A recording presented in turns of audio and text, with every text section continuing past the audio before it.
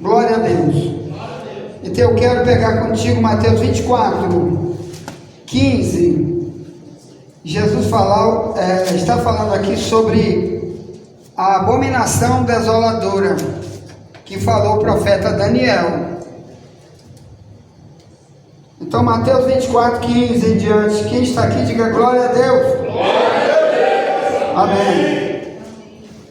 Bem, então Mateus 24, 15 em diante diz: quando, pois, virdes que a abominação da desolação, de que falou o profeta Daniel, está no lugar santo, quem lê que entenda. Então, os que estiverem na Judéia, que fujam para os montes. Quem estiver sobre o telhado, não desça a tirar alguma coisa de sua casa. Quem estiver no campo, não volte atrás a buscar as suas vestes. Mas ai das grávidas e das que amamentarem naqueles dias.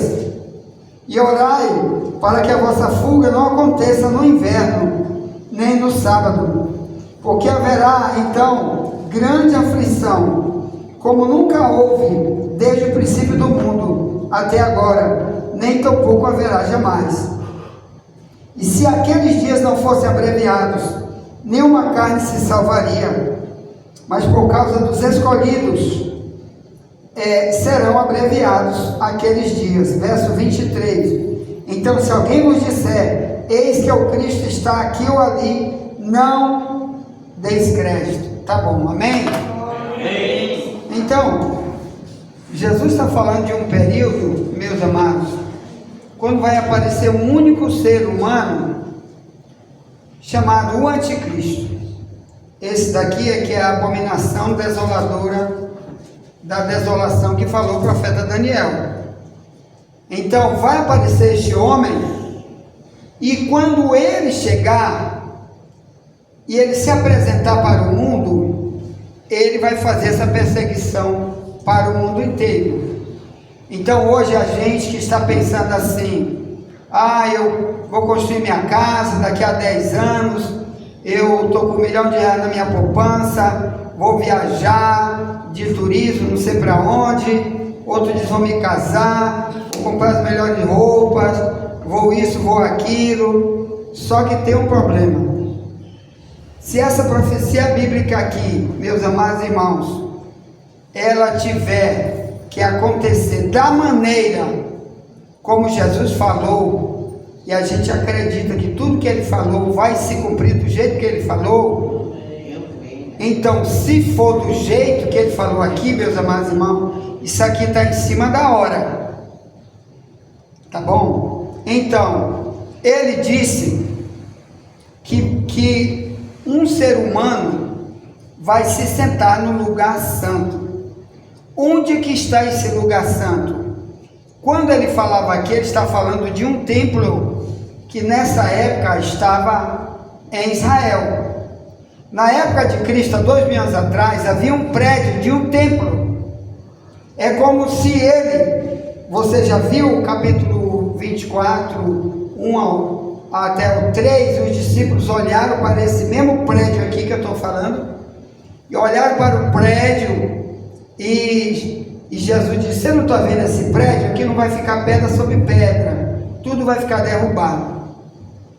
Então, mas esse prédio que está derrubado faz 2000 anos atrás, que depois da morte de Cristo, 70 anos depois,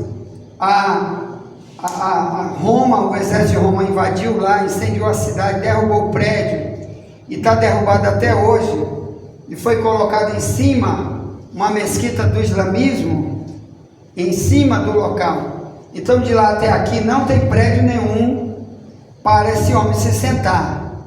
Mas só que Israel já está mandando reconstruir todas as peças que eram usadas na época de Cristo pelos sacerdotes.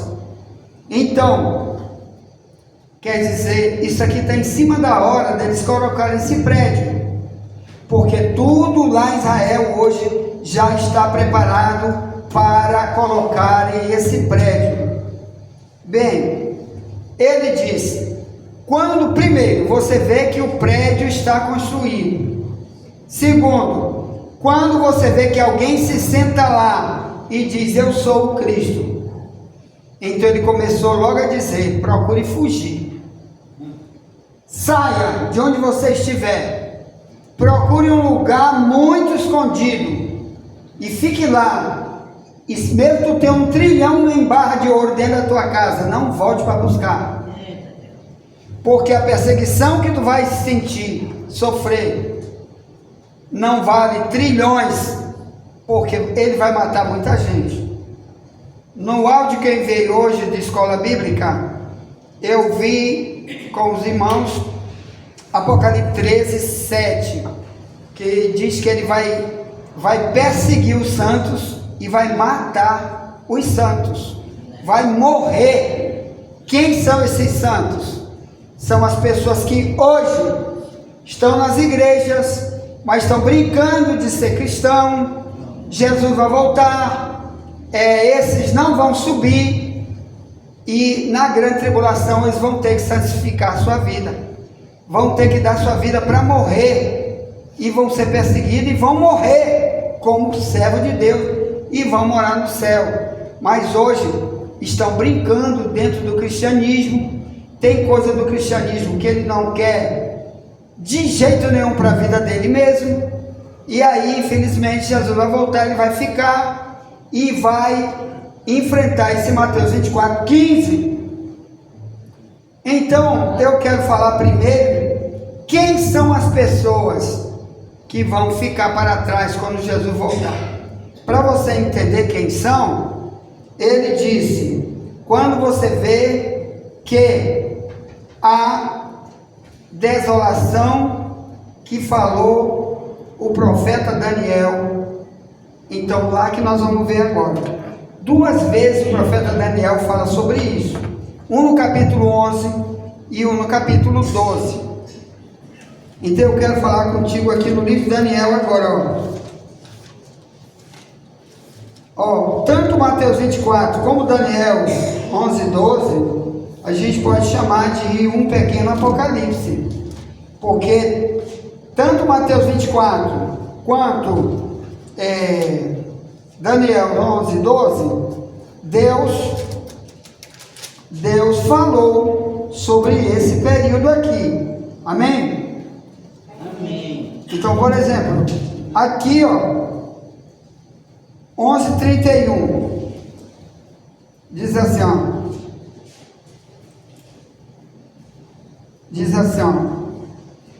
e sairão a ele uns braços que profanarão o santuário e a fortaleza, e tirarão o contínuo sacrifício, estabelecendo a abominação desoladora. Verso 32. E os violadores do concerto, ele com lisonjas perverterá, mas o povo que conhece ao seu Deus se esforçará e fará proezas. Aqui no verso 35 diz, e alguns dos sábios cairão para serem provados, purificados, embranquecidos, até o fim do tempo, porque será ainda no tempo determinado. No 12 de Daniel, ele vai repetir, diz assim, 12, 7. E eu vi um homem vestido de linho que estava sobre as águas do rio, quando levantou a sua mão direita e a sua mão esquerda ao céu e jurou, por aquele que vive eternamente, que depois de um tempo, de tempos e metade de tempo, e quando tiverem acabado de destruir o povo, o poder do povo santo, olha o verso 7, todas essas coisas serão cumpridas.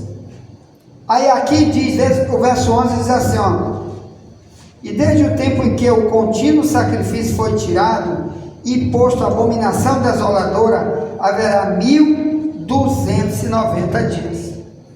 Então o que ele está tentando avisar é o seguinte, vai haver um período chamado a grande tribulação, que vai acontecer logo depois que o anticristo aparecer, que é uma perseguição gigante contra o mundo inteiro, principalmente contra o povo santo, quer dizer, aqueles que decidirem se converter verdadeiramente depois da volta de Jesus. Então, esse período, depois do anticristo, até o fim de tudo, vai demorar aqui, 1335 dias, quer dizer, 3 anos e meio. Toda a grande tribulação vai durar 3 anos e meio. Depois disso, Deus vai tocar fogo na terra e a terra vai sumir, não vai existir mais. E quem morreu, morreu, quem se perdeu, mas aqueles que se converterem nesse período, eles vão morar no céu.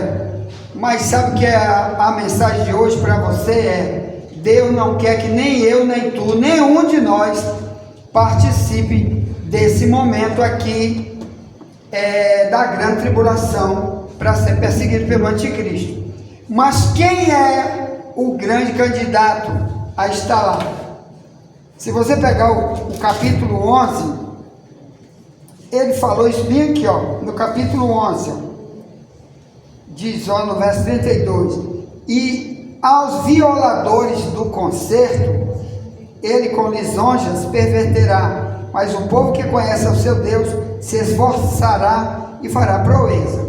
Eu quero falar sobre essa expressão aqui, os violadores do concerto. A palavra concerto quer dizer pacto, aliança. Essas 3 palavras existem muito na Bíblia, todas elas dirigidas para o povo de Israel. Pacto, aliança, concerto.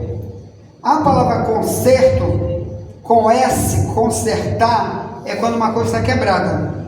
Mas essa palavra aqui, concerto com C, é quando, você pode ver isso no dicionário da língua portuguesa, é quando é um pacto, é quando é uma aliança, que essa expressão existe muitas vezes.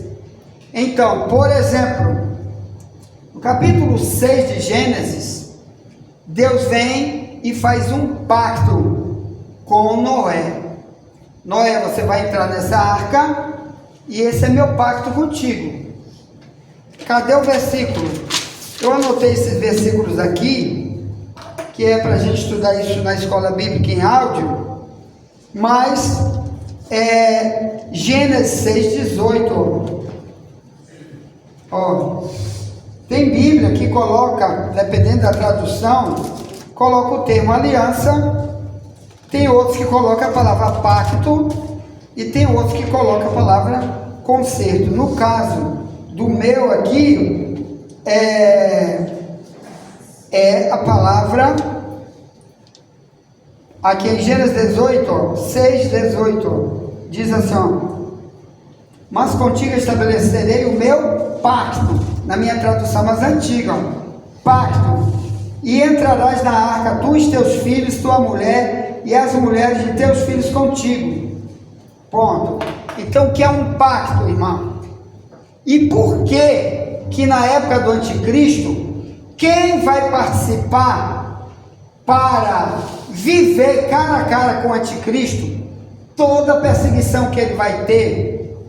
Por que é chamado lá em Daniel 11 de violadores do pacto, violador da aliança, violador do concerto? Então, são pessoas que um dia, como Noé, vamos imaginar Noé, vamos imaginar que Deus tivesse dito para ele aqui: Noé, eu vou fazer esse pacto contigo, vou fazer esta arca, e tu vai entrar aí, tu faz a arca e entra aí tu e tua família e os animais. Aí vamos imaginar que depois que Deus mandou a chuva e que eles todos entraram na arca, e depois que ele está na arca, ele começa a dizer: olha Deus, eu não quero mais isso aqui não, está demorando, eu estou em cima dessa arca aqui faz tempo, já tem mais de um ano que eu estou em cima dessa água, não tem terra nenhuma, você prometeu que eu ia para algum lugar, depois com esse povo todo aqui, esses animais, mas já estou com mais de um ano aqui, trepado nessa arca em cima desse mar, e não vejo nada, não tem cumprimento de nada. Vamos imaginar que Noé dissesse: a partir de agora não quero mais, paro em qualquer lugar, vou viver minha vida, mas daqui para frente tu não é mais meu Deus, não te sirvo mais. O nome disso é quebra da aliança. A valência que Noé nunca fez isso, viu, irmão? Tanto que quando Noé, depois que Deus mostra a parte seca para Noé, e a arca para no lugar onde ela está hoje, que ela existe hoje, essa arca, ela está hoje na Turquia, no monte chamado Ararat, na Armênia, do lado da Rússia, no mesmo lugar onde a Bíblia diz que a arca parou. E quando a arca parou, meus irmãos, Deus chega lá no capítulo 9, no verso 9, e faz de novo outro pacto com ele, ó. 9:9, ó. Gênesis, assim. Dedo 8 diz: e falou Deus a Noé e a seus filhos com ele, dizendo: e eu, eis que estabeleço o meu concerto convosco e com a vossa semente depois de vós. Então aqui, depois que tudo foi cumprido, tudo que Deus falou antes de fazer a arca, e depois Deus cumpriu, agora ele vem de novo e diz: agora minha aliança não é só contigo, Noé, é também com teus filhos. Por que que ele falou que era com os filhos? Porque os filhos tinham visto todo aquele milagre, eles estavam lá. E Deus está dizendo agora, Noé, depois que morre, vai ser vocês, filhos, é que vão tocar esse pacto para frente, porque eu fiz um pacto também com os filhos. É como, por exemplo, eu estou pregando aqui para vocês, e eu digo: irmão, Deus tem um pacto conosco, mas se você depois disser: mas eu não quero mais, eu vou voltar para a minha cachaça, eu vou voltar para a minha macumbaria, para minhas idolatrias, e largo a igreja de mão, quem foi que quebrou o pacto? Foi você ou foi Deus? A valência que não tem nenhum versículo bíblico que diga que os filhos de Noé quebraram o pacto com Deus, não tem nenhum versículo, mas sim que eles continuaram a vida como servo de Deus. E depois apareceu a história de Abraão. Deus chega para Abraão e diz: eu vou fazer um pacto contigo. Amém? Amém. É aqui a Gênesis 12 com Abraão aqui, ó, entendeu? Ele vem para cá para fazer um pacto com Abraão, ó. Gênesis 12, 1 e 2, ó. Vem aqui, ó. Verso 1 em diante diz: ora, o Senhor disse a Abraão: sai-te da tua terra, da tua parentela, da casa do teu pai, para a terra que eu te mostrarei, far-te-ei uma grande nação, eu a abençoarei, engrandecerei o teu nome. Amém? Amém. Então, daqui para frente, ele começa a se interagir com Abraão. Ele começou a viver com Abraão no deserto, e tudo que ele fez como promessa para Abraão, ele cumpriu. Por isso é que até hoje os judeus e os muçulmanos e os cristãos citam muito o nome de Abraão, por causa das promessas que Deus fez para eles. Então, o nome de Abraão, dentro da Bíblia, como um homem que viveu com Deus e que nunca deixou de fazer aquilo que Deus disse para ele fazer, está permeado na Bíblia por várias vezes. Por isso que ele é chamado na Bíblia de o Deus de Abraão, o Deus de Isaac, o Deus de Jacó, porque tanto pai, filho e neto, Deus fez essas alianças e eles cumpriram. Mas o que é um violador do pacto? Essa expressão de violar pacto, meus amados irmãos, ela aparece principalmente no livro de Jeremias. Jeremias viveu mais ou menos no ano 600 depois de Cristo. E o Daniel foi preso em Babilônia por causa do povo da época de Jeremias. Você já estudou a história de Daniel? Daniel, quando era criança, vivia em Israel na época de Jeremias. E esse povo da época de Jeremias foi que violou o pacto. Por isso, todos foram presos para a Babilônia. E Daniel também era miudinho, pequenininho, também foi preso para lá, era um jovem. E Deus mostra para Daniel a questão do violador do pacto, que era quem? Israel. Só no livro de Jeremias você vai ver o tanto que Deus fala sobre esse por exemplo, em Jeremias 11:10 aqui, ó. Eles violaram bem aqui, ó. Jeremias 11:10. Por que eu estou falando para você isso, irmão? Que assim como Deus falava para Jeremias que ele, Israel, violou o pacto, assim também, depois da volta de Jesus, aqueles que já têm uma aliança com Deus hoje, mas estão brincando com as coisas de Deus, eles vão ficar para trás e vão participar da vida de perseguição do anticristo. Então eu disse, Jeremias 11:10 diz assim, ó, tornaram as maldades de seus primeiros pais, que não quiseram ouvir as minhas palavras, e eles andaram após deuses estranhos para o servir, a casa de Israel e a casa de Judá, quebrantaram o meu concerto que tinha feito com seus pais. Então, o que é quebrantar um concerto? É simplesmente, ó, não vou atender. É simplesmente, olha, isso não existe para mim. Esse conceito quer dizer pacto, promessa que eu fiz, eu e Deus. Eu quebrei, eu desfiz. Porque aqui está dizendo que é o pacto feito com os pais, igual ele fez com Noé e os filhos.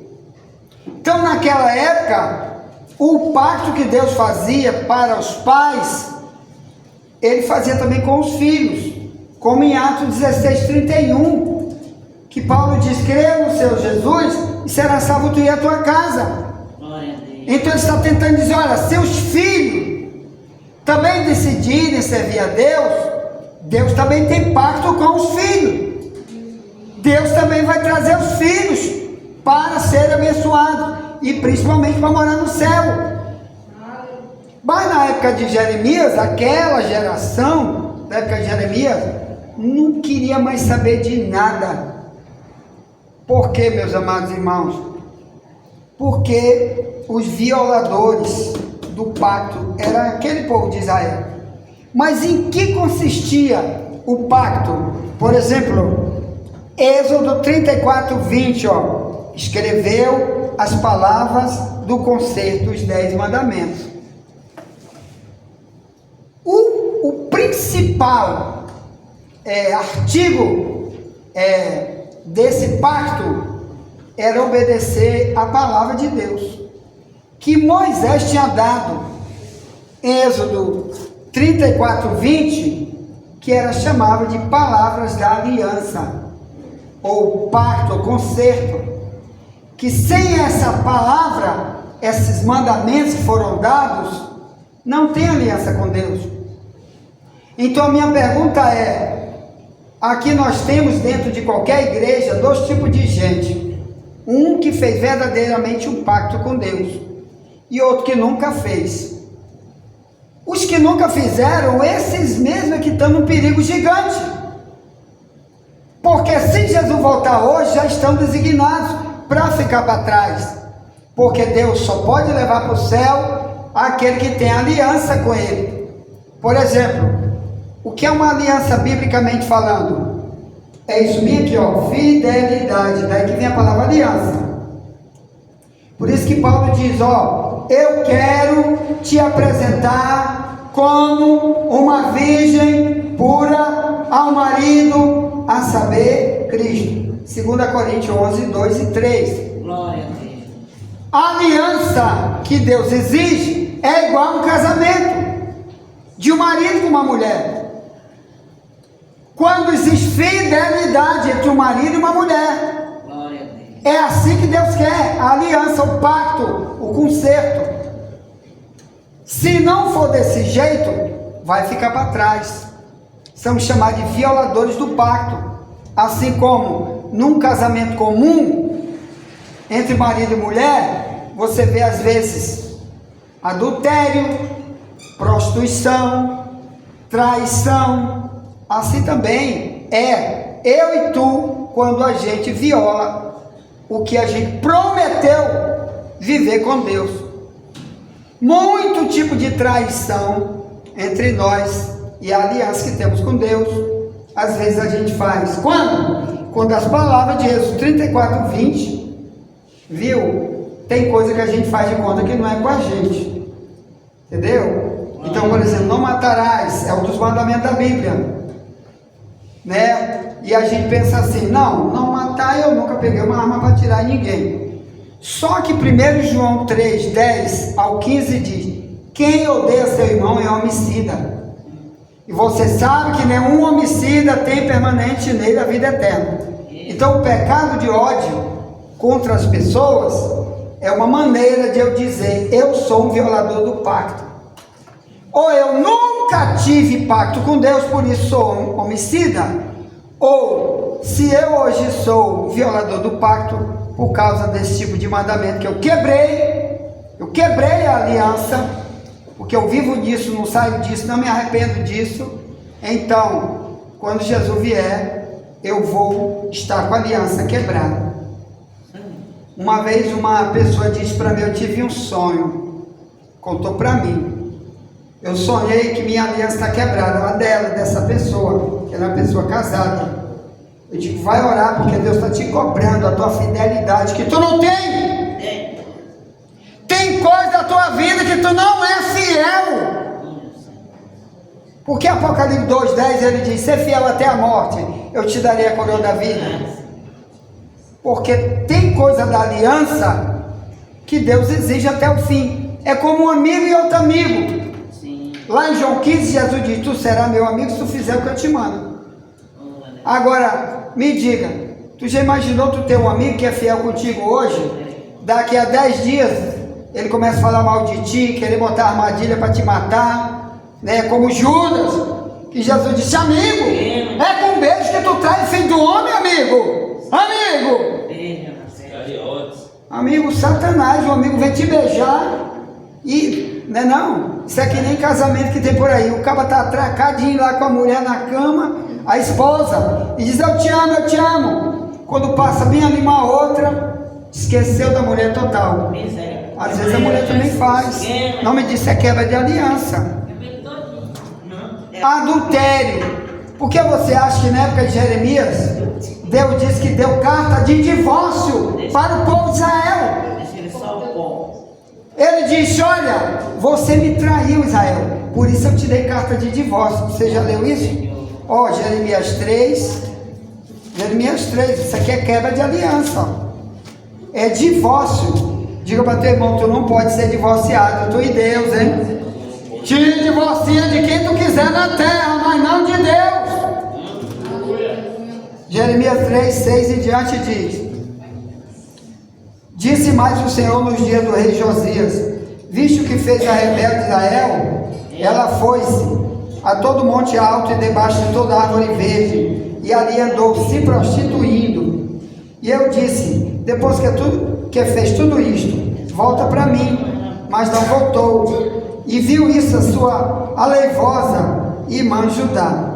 Quando por causa de tudo isso, por ter cometido adultério, a rebelde Israel despedi e lhe dei seu libelo de divórcio. Libelo quer dizer carta, documento. Verso 8 diz, vi que a aleivosa Judá, sua irmã, não temeu, mas foi-se, também ela mesma se prostituiu. Sucedeu que pela fama da sua prostituição, contaminou a terra, porque adulterou com a pedra, com um pedaço de madeira. Contudo, nem por tudo isso, voltou para mim a sua aleivosa irmã Judá, com sincero coração, mas falsamente, diz o Senhor. Aleivosa quer dizer falsa, uma pessoa falsa, que diz, eu te prometo ser fiel, mas na hora que passa a primeira idolatria, ela se atraca. Foi isso que foi o problema da época de Israel, ídolos. Idolatria, irmão, é um problema gigante para o cristianismo. Então aqui ele deu a carta de divórcio. Então ele faz um quadro aqui como um marido e uma esposa. Então, essa quebra de aliança, na época de Jeremias, aconteceu muito. Por exemplo, aqui, ó, em Jeremias 22, 9, ó, vai acontecer de novo a quebra da aliança, ó. 22, 9. 22, 9. Diz, ó, 9. Então responderão, porque deixaram o conserto do Senhor, seu Deus, se inclinaram diante de deuses alheios e os serviram. Não choreis o morto, nem o lastimeis, chorei abundantemente aquele que sai, porque nunca mais tornará, nem verá a terra onde nasceu. Porque assim diz o Senhor acerca de Salom, filho de Josias, rei de Judá, que reinou em lugar de Josias seu pai, que saiu deste lugar, nunca lhe tornareis mais, mas no lugar para onde o levaram cativo morrerá, nunca mais verá esta terra. Aqui está falando que ele ia ser levado para a Babilônia por Nabucodonosor, ia morrer por lá. Olha uma das características de quem está desviado, porque está como Deus vê ele como violador do pacto. Esse camarada aqui era filho do próprio rei de Israel na época de Jeremias, mas como ele era um rebelde e um idólatra, Deus usou Jeremias para profetizar: tu vai para lá, para a Babilônia, não volta mais, tu vai morrer por lá. Enquanto que muitos depois da época de Daniel, por exemplo, voltaram. Deus deu ordem para o rei que veio depois de Nabucodonosor para soltar, né? Foi o rei Ciro e Dário. Primeiro foi o Nabucodonosor, depois foi o filho dele, e depois foi Ciro e Dário, e Deus deu ordem para soltar o povo depois de 70 anos de cativeiro, mas esse daí morreu. Então, irmão, toda vez que a gente está violando o pacto, é arriscado morrer por aí, e as pessoas dizem porque estava desviado, viu? O inimigo destruiu a vida dele. Então nunca brinque de ser um violador do concerto, porque se você violar o pacto, meu amado irmão, e Jesus voltar hoje, você vai participar dessa grande tribulação. Não queira nem entender o significado da grande tribulação, que é depois da volta de Cristo. É o período de maior fome da terra, não vai ter água. Hospital, ninguém vai poder entrar em nenhum hospital. Por exemplo, se alguém quebra o pé, uma criança da idade da razão de 10 anos para frente, por exemplo, se ela se acidenta, não pode entrar no hospital. Por quê? Por exemplo, no supermercado não pode comprar um leite, porque vai ter que ter uma marca chamada marca da besta. Quem não tiver a marca da besta não pode comprar, nem vender, nem ter conta em banco, não pode ter Pix. Tudo já foi tirado da pessoa uma hora dessa, viu? E a fome vai ser gritante. E já imaginou você estar com uma pessoa da tua família acidentada, que deu livre, quebrou o braço por aí, quebrou a cabeça, ou furaram o olho dela, que Deus te livre. Como ali hoje eu vi um cidadão pedindo ajuda, que ele quebrou a perna no meio da rua. Então, ele não pode entrar no hospital, e você não pode entrar com ele se não tiver essa marca. E a Bíblia diz que quem tiver essa marca, Deus não vai perdoar, porque são servos do anticristo os que colocaram essa marca. Então, a Bíblia não fala exatamente ainda o que é essa marca, mas daqui para frente vai ser fácil de entender esse significado. Então nós estamos aqui já, né, para entender o significado do que Jesus disse, ó. Quando você vê Mateus 24, 15 e diante, que é o que profetizou Daniel, que ele chama de abominação da desolação. Quer dizer, além dele ser um abominável, ele é um desolador. O que é um desolador? Vai fazer as pessoas sofrerem e chorar, arruinador da vida das pessoas. No princípio ele vai ser um político de paz, vai ser uma pessoa carismática, ninguém nunca vai chamar ele de anticristo, mas depois da volta de Jesus, ele vai aparecer exatamente como diz o Apocalipse 13, lá ele é comparado com uma besta, Tu tem ideia do que é uma besta? É como Deus compara pessoas com animais na Bíblia. Por exemplo, o falso profeta, ele compara com um lobo. Mateus 7,15, acautelado dos falsos profetas, que vem até você vestido como ovelha, mas por dentro são lobos devoradores. Pelos frutos os conhecereis. Quer dizer, em Apocalipse 13, o anticristo chamado de a besta. Por quê? Porque por fora ele é um político excelente, muito rico, muito cheio de exércitos, muito amigo de todo mundo, quer ajudar todo mundo, mas aqui dentro, ó, dele lá, o diabo nele, ele vai ter planos terríveis de destruição para o mundo inteiro, viu? Nenhuma religião mais vai poder viver nesse período, porque esse Apocalipse 13, que a gente falou sobre ele na escola em áudio agora de madrugada, esse 13 diz que ele vai fazer uma estátua dele e ele vai mandar todo mundo adorar essa estátua, e quem não adorar essa estátua ele vai mandar matar. Vai ser igual o Daniel 3 da época de Sadraque, Mesaque e Abednego, quando o rei Nabucodonosor mandou todos os países que estavam aprisionados em Babilônia, todo mundo se ajoelhar diante da estátua que ele fez. E ele disse: a partir de agora, está aqui minha estátua, todo mundo vai ter que se ajoelhar. Quem não se ajoelhar, eu vou esquentar a fornalha 7 vezes mais. Aí Sadraque, Mesaque e Abednego disse: pois pode ficar sabendo, rei, pode esquentar 200, 300, 1 trilhão de vezes, mas a tua estátua nós não vamos adorar ela. Pode matar. Eita, glória a Deus. E vai ter que ser assim, não. Porque quem adorar o anticristo, Deus não vai perdoar. Porque Deus chamou um só para ser adorado, que é Ele. Eita, aleluia. Deus não aceita ninguém adorar outro que não seja apenas Ele. Sim, meu pai. Ah, pastor, mas eu vou me ajoelhar por medo. Quer dizer, agora você não tem medo de ficar na grande tribulação, por isso vive em cima do muro, ou que nem macaco pulando de galho em galho. Cadê o irmão? Não está mais aqui, está na China, está violando o concerto. Quer dizer, agora não tem medo. E lá vai ter medo quando o cara diz: ou tu te ajoelha, eu te mato. Aí tá bom, senhor, eu vou me ajoelhar. O que é que Jesus disse em Mateus 10, 32, 33? Quem me negar diante dos homens, eu negarei diante do meu Pai que está no céu. Quem me afirmar o meu nome diante dos homens, eu vou confessar também o nome dele diante do meu Pai que está no céu. Então, meus queridos e amados irmãos, o que Jesus falou sobre Mateus 24,15, que é o pequeno Apocalipse, Mateus 24,15, ele diz: quando você vê que o que preveu Daniel está no lugar santo, quer dizer, quando ele estiver lá em Israel, como Deus, querendo ser adorado como Deus, como Paulo falou em 2 Tessalonicenses 2, de 1 em diante, que o anticristo vai sentar no trono, querendo adoração como Deus, e não vai aceitar nada na terra que seja Deus a não ser Ele.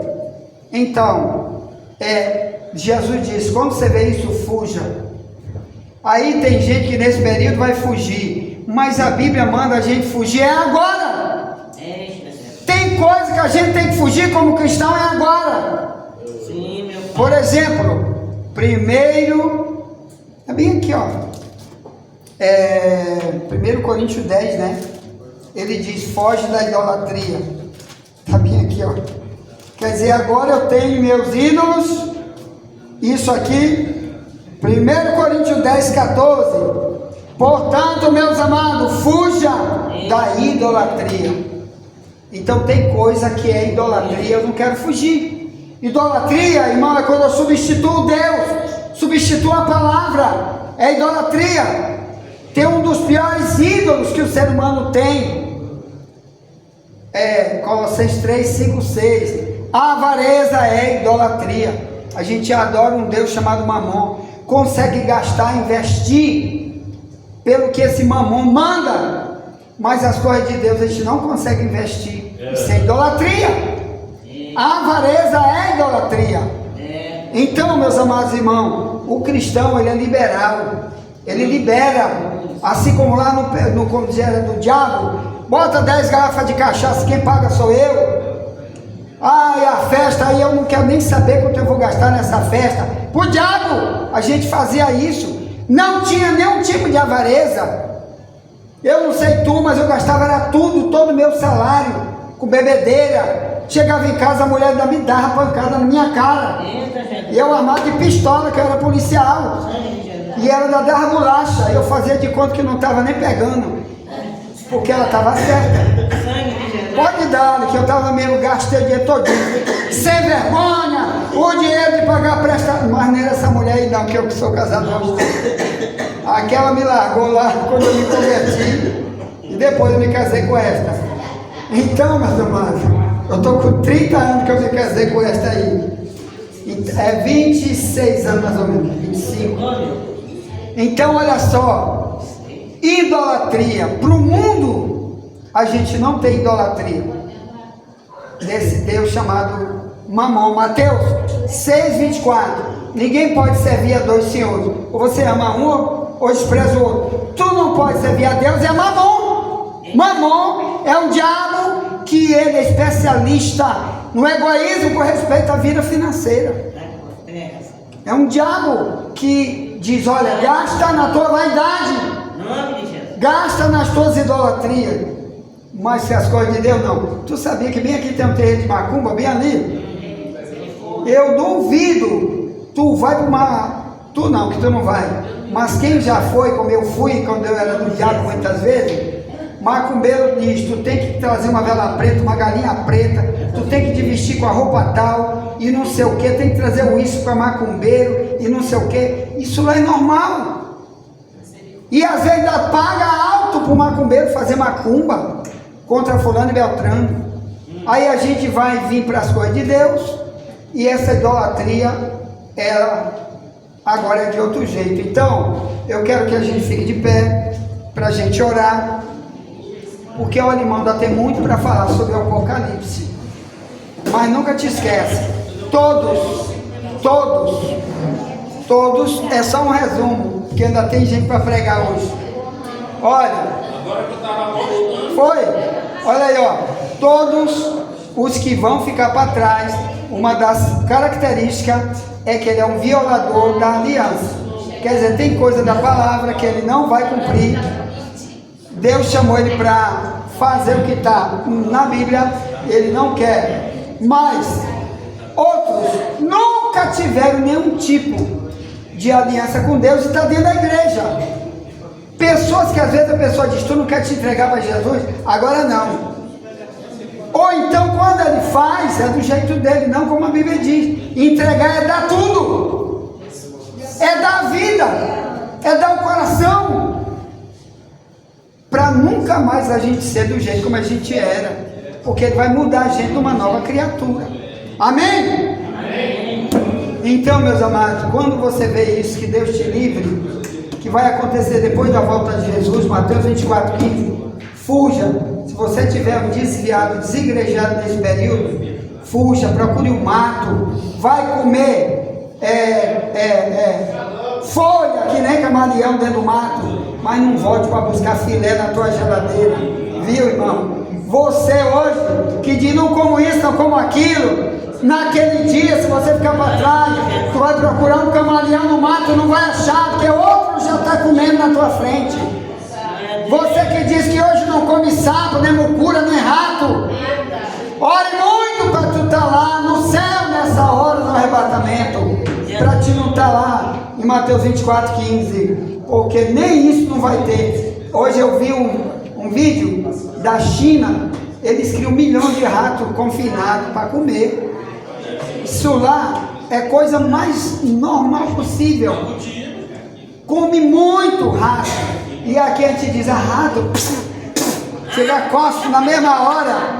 Na grande tribulação, nem rato não vai achar para comer. Porque já teve gente que passou na frente e pegou. Vai ser 3 anos e meio de fome. 3 anos e meio de perseguição, escondida no mato.